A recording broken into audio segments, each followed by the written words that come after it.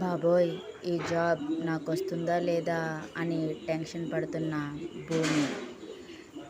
Romance 'lust versus love' part 11కి వచ్చేద్దాం friends.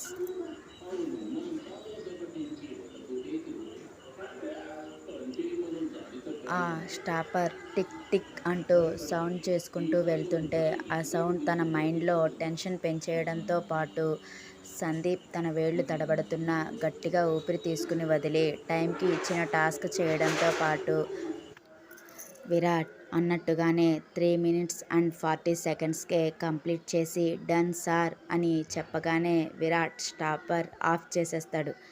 Done sir అంటాడు. ఓ వెల్ మిస్టర్ సందీప్ అని తను 3 minutes 40 secondsలోనే పూర్తి చేయడంతో తను చేసిన వర్క్ మొత్తం కూడా ఒకసారి చెక్ చేసి well mister Sandeep good perfect job, నీ డెడికేషన్ కూడా బావుంది. నేను నా మాటలతో నీలోని టెన్షన్ ఎంతలా పెంచేసినా కూడా నువ్వు మొదట తడబడినా తర్వాత నీకు కాన్సంట్రేషన్ మొత్తం కూడా నేను ఇచ్చిన టాస్క్ మీద పెట్టావు కదా, ఐ విల్ అప్రిషియేట్ యూ అంటాడు. Thank you sir, thank you so much. Well నీ పర్ఫార్మెన్స్ నాకు నచ్చింది. నీకు ఇప్పుడు ఈ జాబ్ వచ్చిందో లేదో తెలియాలంటే వెయిట్ చేయి ఫర్ ఫ్యూ మినిట్స్ అండ్ ఇక నువ్వు వెళ్ళొచ్చు, వెళ్ళి బయట వెయిట్ చేయి అని చెబుతాడు. My pleasure sir, thank you అని వినయంగా విరాట్కి చెప్పి తన ఫైల్ రావుగారి దగ్గర ఉండడంతో ఆ ఫైల్ ఒకసారి చూసి నెమ్మదిగా బయటకు వెళ్ళి హాసిని పక్కన కూర్చుని బాటిల్ వాటర్ ఖాళీ చేసేస్తాడు. ఏంట్రా ఇదేమో అలా మొహం వేలాడేసింది, నువ్వేమో ఇలా నీళ్లు తాగేస్తున్నావు, అక్కడ అంత టఫ్గా క్వశ్చన్స్ అడుగుతున్నారు ఏంట్రా అని బేలగా అడుగుతుంది భూమి. యూనో భూమి సార్ చాలా టఫ్, కానీ ఆయన మాటలు బట్టి మనం ఆయనను వర్క్లో సాటిస్ఫై చేశామంటే ఆయన మనల్ని ఆకాశానికి ఎత్తేస్తారు. ఎంత మంచివారో అంత రాక్షసుడిలా ఉన్నాడే బాబు, ఒక్క క్షణం నాకే భయమేసిందంటే నమ్ము అంటాడు. నీ అయ్యా ఎందుకురా దాన్ని ఇంకా భయపడుతున్నావు అని సందీప్ డిప్ప మీద ఒకటి ఇచ్చి, భూమి వాడలానే అంటాడే, నువ్వు నీ కాన్ఫిడెన్స్ని వదలకు, ఆయనని అడిగినా సరే నీకు తెలిసిన మొత్తం చెప్పాయి, ఆయన ఏ టాస్క్ ఇచ్చినా నీ 100% ఎఫెక్ట్ పెట్టు, సరేనా, ఆల్ ది బెస్ట్ అని అంటుంది. ఈ లోపల భూమి అని ప్యూన్ పిలుస్తాడు. హా వస్తున్నా అని చెప్పి ఓకే థ్యాంక్ యూనే వెళ్తాను అని నెమ్మదిగా చున్నీని నలిపేస్తూ బెరుకుగా క్యాబిన్ లోపలికి అడుగు పెడుతుంది. అప్పటికే విరాట్ లాస్ట్ వన్ భూమి అని ఫిక్స్ అయిపోవడంతో క్యాబిన్లో నుండే సీసీటీవీ ఫుటేజ్లో భూమి కంగారు భయంతో ఉన్న తన కళ్ళను చూస్తూ ఆల్రెడీ రావు గారిని వెళ్ళిపోమంటాడు. ఆయన అయోమయంగానే బయటకు వెళ్ళిపోతారు. క్యాబిన్లోకి రాగానే ఎక్స్క్యూజ్ మీ సార్ అని తల నేల వాల్చుకుని పర్మిషన్ అడిగి తాబేలు కన్నా దారుణంగా నత్తకన్నా బెటర్గా అడుగులు వేసుకుంటూ చైర్ దగ్గరకు వచ్చి కూర్చోవచ్చా సార్ అని పర్మిషన్ అడుగుతుంది భూమి. దానికి యాటిట్యూడ్గా క్రాస్ లెగ్స్ వేసుకుని రివాల్వింగ్ చైర్లో రౌండ్గా తిరుగుతూ అని మాత్రమే గంభీరంగా అంటాడు. ఆ వాయిస్లోని బేస్కే ఉలిక్కిపడి బెదురుగా తన కళ్ళను పైకెత్తగానే యమపాసం లేని యమధర్మరాజులా కనిపిస్తాడు విరాట్ భూమికి. దాంతో ఉలిక్కిపడి తన కళ్ళను నలుపుకుని మరీ చూసినా అక్కడ విరాట్ మాత్రమే ఉండడంతో ఏడుపు మొహం వేసేసి విరాట్ని చూస్తుంది. విరాట్ మాత్రం భూమి ప్రతిచర్యను సైడ్ స్మైల్తో చూస్తూ అయితే మిస్ భూమిక మీరేనా అని యాటిట్యూడ్గా పొగరుగా అడుగుతాడు. నా ఉద్యోగం గోవిందా అని మనసులో అనుకుంటున్న భూమి విరాట్ ప్రశ్నకు ఎస్ సార్ నేనే భూమిక, భూమి అని తడబాటుగా నెత్తిగా చెబుతుంది.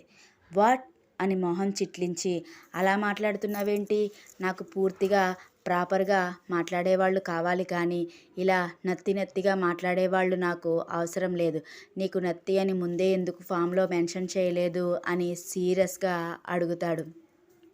ఆ మాటకు ఉక్రోషంగా చూస్తూ సార్ నాకు నత్తి లేదు, మీ కోపానికి భయమేసి అలా మాట రోలింగ్ అయిపోయిందంతే, I'm perfectly all right sir అంటుంది.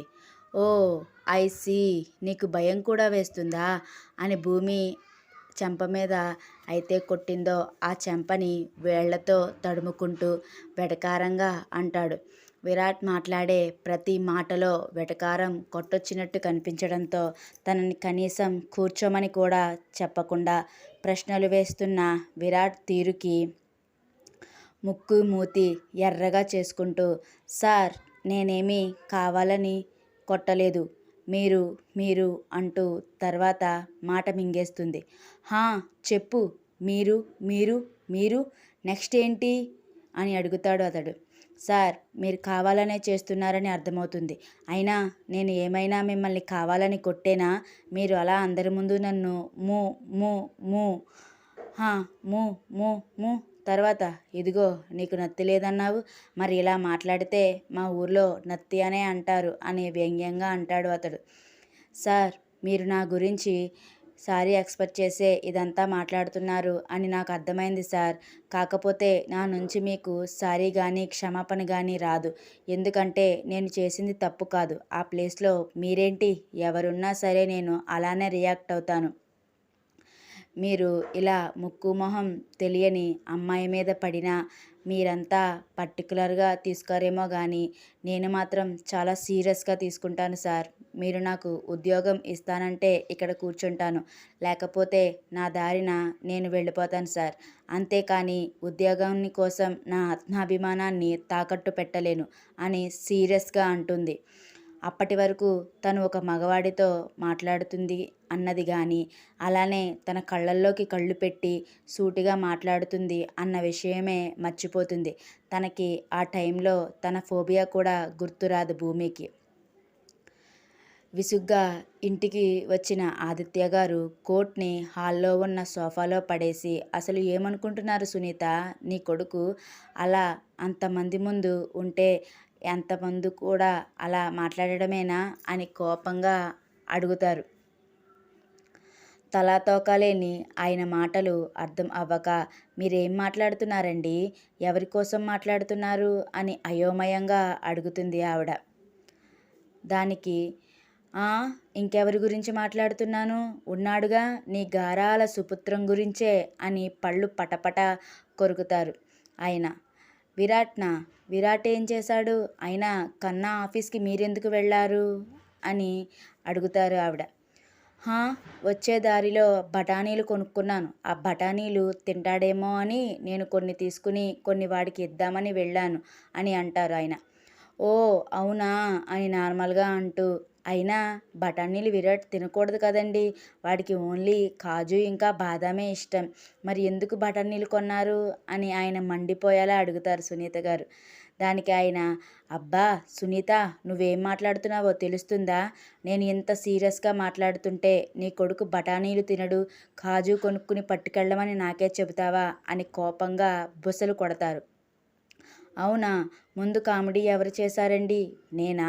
నేను క్వశ్చన్ రైట్గానే అడిగాను. మీరే మధ్యలో బఠానీలు తీసుకువచ్చి కాజు బాదం వరకు తీసుకెళ్లారు అని వెటకారంగా చెప్పి తాను దేవుడికి పువ్వులు అల్లుతున్న పనిని కంప్లీట్ చేస్తారు.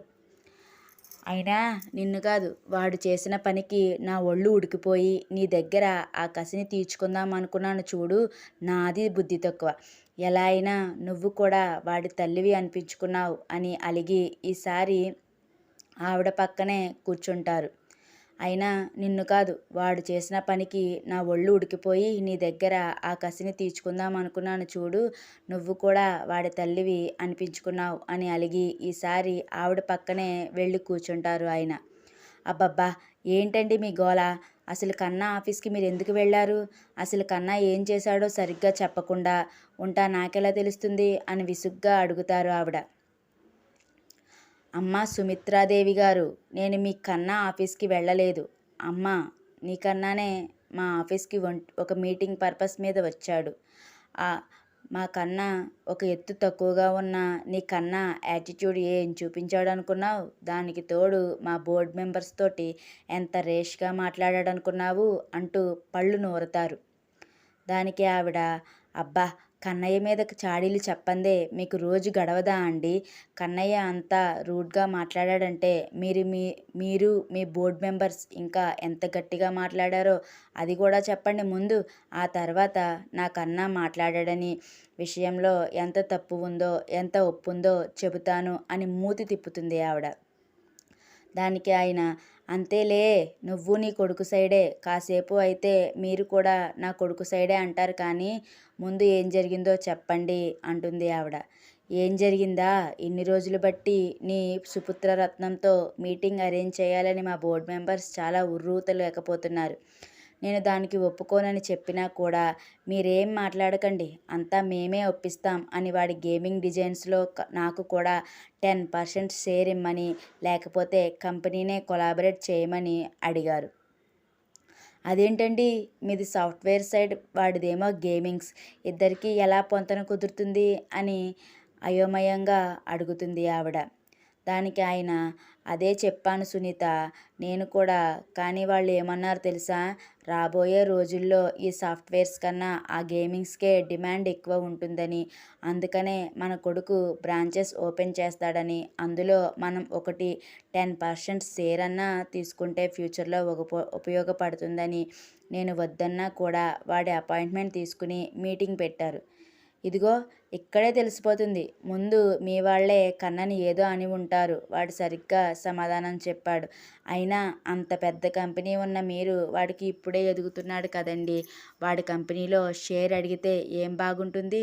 ఇంకా వాడు మిమ్మల్ని అడిగితే ఒక అర్థం పరమార్థం అంటారు ఆవిడ.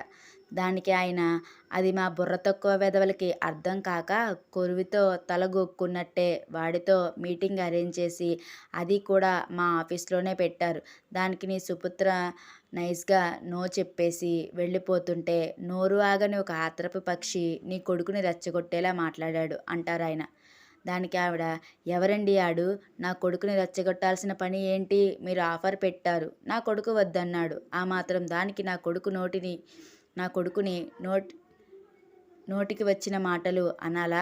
వాడు అలా మాట్లాడుతుంటే మీరు చేతులు ముడుచుకుని కూర్చున్నారా అని కోపంగా బొసలు కొడుతుంది ఆవిడ. దానికి ఆయన, ఏంటి సుమిత్ర, నువ్వు ఎక్కడకో వెళ్ళిపోతున్నావు? నాకు మాట్లాడే ఛాన్స్ ఎక్కడ ఇచ్చాడు నీ కొడుకు?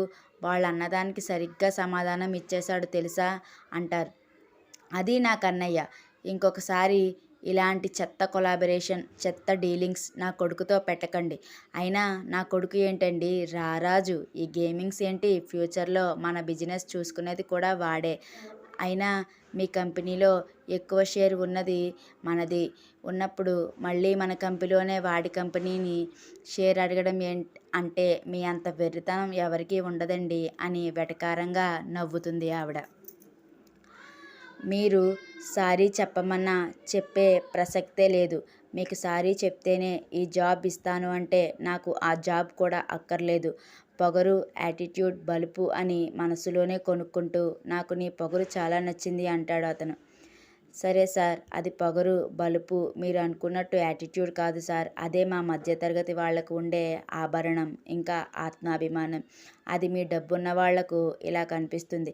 అయినా ఇలా కనిపించడం కూడా మా తప్పు కాదు. ఇప్పుడు మీరు నాకు ఇంటర్వ్యూ చేస్తున్నారా, లేకపోతే నన్ను ఇటు నుండి ఇటే వెనక్కి వెళ్ళిపోమంటారా అని ఎక్కడా తగ్గకుండా అడుగుతుంది భూమి. అసలే మన బాబుకి ఒకరు తన మొహం మీదే మాట్లాడడం అంత నచ్చదు. అలానే తన మాటకు మాట ఎదురు చెప్పడం అంతకు 100 రెట్లు నచ్చదు. తెలియకుండానే భూమి విరాట్ ఈగోని రెచ్చగొడుతుంటే విరాట్లోని పంతం, కసి భూమిని తన చెప్పు చేతల్లోకి తెచ్చుకోమని ప్రేరేపించడం మొదలు పెడతాయి. ఓకే, మీలో ఈ ముక్కుసూటితనం, మాట తీరు నాకు నచ్చింది. మీరు ఇప్పుడు సీట్లో కూర్చుని నేను అడిగే ప్రశ్నలకు సమాధానాలు చెప్పారంటే అప్పుడు మీకు ఈ జాబ్ వచ్చేది లేంది మీకే తెలుస్తుంది మిస్ భూమి అంటారు. ఓకే సార్ అంటూ కుర్చీలో కూర్చుని విరాట్ ఏ ప్రశ్న అడుగుతాడా, తనకు తెలిసినవి అడుగుతారా, తెలియనివి అడుగుతారా అని లోపల నుంచి టెన్షన్ వస్తున్నా అదేది పైకి కనిపించకుండా గంభీరంగా కూర్చుంటుంది భూమి. ఓకే మిస్, నీకున్న క్వాలిఫికేషన్ ఇంకా పొగరకు ఈ జాబ్ రావాలంటే నువ్వు 1 నైట్ నాతో గడపాలి. అలా చేస్తే వెంటనే నీకు ఈ జాబ్ వచ్చేస్తుంది. మీ భాషలో చెప్పాలంటే ఒక రాత్రి నా పక్కలోకి రావాలి అని నొక్కి చెబుతాడు. ఆ మాట వినగానే భూమి కళ్ళు 2 ఎరుపు రంగుని పూసుకుని మొహం కూడా కోపంగా మారిపోతుంది. ఏం మాట్లాడుతున్నారు అసలు మీరు? మనిషేనా? ఒక కంపెనీకి సీఈఓ అయ్యుండి ఇలా మీ దగ్గరకు జాబ్ కోసం వస్తే ఇలా మీతో ఒక రాత్రి గడపమంటారా? నా దగ్గర చిల్లి గవ్వ లేకపోయినా ఇంకా మీతో ఆ విధంగా గడపడమే నా ఆఖరి అవకాశంగా ఉన్నా చావనైనా చస్తాను గానీ ఆ పని మాత్రం చేయను అని కోపంగా అంటుంది భూమి. అబ్బో అన్నట్టుగా భూమిని ఒకసారి చూసి, ఓకే, ఇప్పుడు నువ్వు కంపెనీ కోసం కోట్ల రూపాయలకు సంబంధించిన గేమ్ డిజైన్ చేసి అది నీ దగ్గర నుంచి దొంగతనంగా తీసుకుని వాళ్ళ దగ్గర పెట్టుకుని వాళ్ళు ఆ గేమ్ ఇవ్వాలంటే తనతో పడుకోవాలి, లేకపోతే మీ దగ్గర ఉన్న విలువైన వస్తువు ఇచ్చి గేమ్ తీసుకోవాలి అంటే అప్పుడు ఏం చేస్తావు? అప్పుడు కూడా నీ ఆత్మాభిమానం, నీ సో కాల్డ్ మానమే ఎక్కువ అని నిన్ను నమ్మిన నీ కంపెనీని నట్టేట ముంచుతావా? లేకపోతే నీ ఆత్మాభిమానాన్ని పక్కన పెట్టి వాళ్లకు కావాల్సింది ఇచ్చి గేమ్ని తీసుకుని వస్తావా అని అడుగుతాడు. సార్, మీకేమైనా మెంటలా? ఇది గేమ్ డిజైన్కి సంబంధించిన ప్రశ్నలా? ఇలా ఎవరైనా అడుగుతారా? ఫస్ట్ ఏమో 1 నైట్ నాతో గడపమని అడిగారు, ఇప్పుడేమో గేమ్ ఎవరైనా దొబ్బుకుపోతే నా మానం తాకట్టు పెట్టి మరీ తీసుకురమ్మంటున్నారు. అంత దుస్థితిలో నేను లేను సార్. మీ గేమ్ డిజైనింగ్లో నాకు జాబ్ ఇవ్వకపోయినా రోడ్డు మీద అడుక్కునైనా బ్రతుకుతాను, లేకపోతే నా ఒంట్లో బాడీ పార్ట్స్ని అమ్ముకునైనా బ్రతుకుతాను. అంతకన్నా ఎక్కువ అయితే ఊపిరి ఆపేసుకుని ఈ భూమిలో కలిసిపోతాను. కానీ ఈ భూమి ఎప్పటికీ కూడా తన మానానికి ఆపద వచ్చే పని చేయదు. ఇంకా నాకు వచ్చే భర్త ఎంత పవిత్రంగా ఉండాలని కోరుకుంటానో అలాంటిది ఆ భర్తకు నా నుండి అంతే పవిత్రంగా అందించగలిగేది, అలానే విలువైనది ఏదైనా ఉంది అంటే అది నా మానమే. దానికి ముప్పు వాటిల్లే పరిస్థితులు వస్తే చావనైనా చస్తాను. కానీ మీరంటున్నట్టుగా ఉద్యోగం కోసం పక్కన పడుకోవడం, అలానే నేను కష్టపడి డిజైన్ చేసిన గేమ్ కోసం, ఇలాంటి వాటి కోసం ఎంతో పవిత్రంగా కాపాడుకుంటున్న నా మానాన్ని తాకట్టు పెట్టలేను.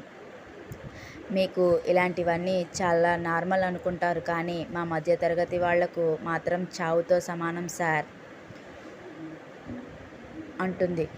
మీకు అలాంటి వాళ్లే కావాలంటే బయట చాలామంది ఉంటారు సార్, వాళ్ళనే వెతుక్కోండి. మీకు ఒక నమస్కారం, మీ జాబ్కి ఒక నమస్కారం అని 2 చేతులతో దండం పెట్టేసి ఫైల్ని తీసుకుని వెనక్కి తిరుగుతుంది భూమి. భూమి మాట్లాడి వెళ్ళిపోయిన తర్వాత రావుగారిని పిలిచి ఆయనకి సందీప్, ఇంకా హాసిని, భూమి అలానే ముందు సెలెక్ట్ చేసిన అతడిని కూడా జాబ్లోకి తీసుకుంటున్నట్టుగా చెప్పి వాళ్ళకి అపాయింట్మెంట్ లెటర్ని తో పాటు సాలరీ కోసం కూడా మాట్లాడమని చెబుతారు. సార్, మనం 3 జాబ్స్ కోసమే కదా సార్ పోస్ట్ వేశాం, కానీ మీరు ఇంకొక జాబ్ ఎక్స్ట్రా ఇమ్మంటున్నారేంటి? ప్రాబ్లం అవదా సార్ అని డౌట్గా అడుగుతాడు రావుగారు. దానికి అతడు, అవును రావుగారు, మనం 3 జాబ్స్కి అప్లికేషన్ రెడీ చేయించాము, కానీ కాకపోతే అతడిలో కూడా టాలెంట్ ఉంది సార్. టాలెంట్